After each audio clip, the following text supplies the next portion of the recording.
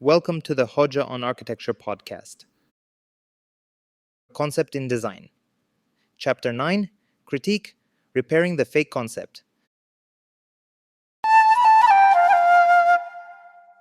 In the previous episode, we explored communication through story-driven design, arguing that a concept must be clearly and coherently communicated through an integrated design language.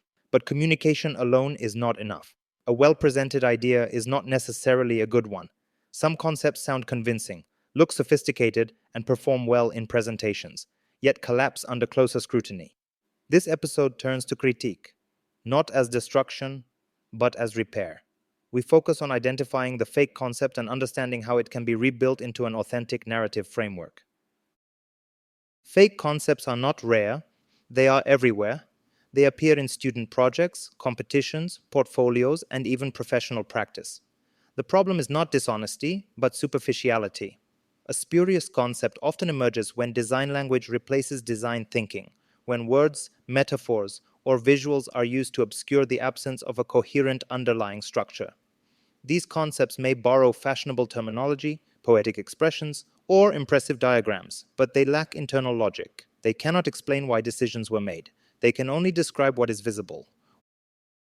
One common symptom of a fake concept is detachment from the project's conditions. The concept exists independently of context, user, or program.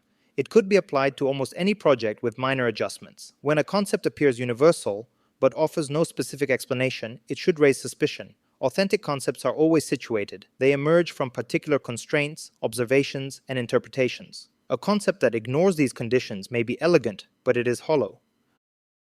Another warning sign is the overuse of metaphor without a structural framework. Metaphors are powerful tools, but only when they operate as organizing principles. A fake concept often relies on a single poetic image, a wave, a tree, a cloud, a memory, without translating it into spatial logic. The metaphor remains decorative rather than operative. Authentic narrative frameworks, by contrast, use metaphor as a generator of relationships. It influences circulation, hierarchy, materiality, and experience. When a metaphor cannot be traced into design decisions, it becomes performative rather than productive. Fake concepts also reveal themselves through inconsistency. Diagrams tell one story, plans another, and renderings yet another. The language shifts from slide to slide.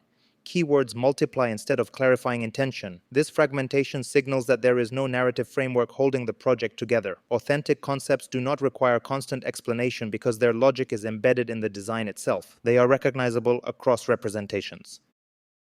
Importantly, fake concepts are not always intentional shortcuts. In education, they often emerge from fear. Students feel pressure to produce a concept quickly and convincingly, leading them to imitate the surface of conceptual thinking rather than its structure. In professional contexts, time constraints and presentation culture can encourage similar behavior.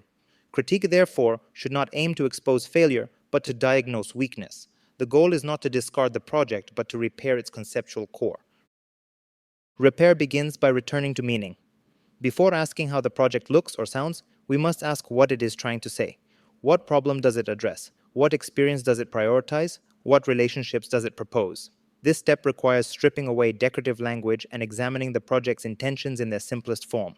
Often, beneath a superficial concept lies a genuine intuition that has never been fully articulated. Critique helps uncover this latent potential. The next step is to reconstruct the narrative logic. An authentic concept operates as a sequence, not a slogan. It connects context to interpretation, interpretation to strategy, and strategy to experience. Repairing a fake concept involves rebuilding this chain. Designers must test whether each decision can be traced back to a core idea. If the connection breaks, the concept needs restructuring. This process transforms critique from judgment into method. Another crucial aspect of repair is confronting contradiction. Fake concepts often avoid conflict by remaining vague. Authentic concepts, however, acknowledge tension and negotiate it. Spatial constraints, functional demands, and experiential goals rarely align perfectly.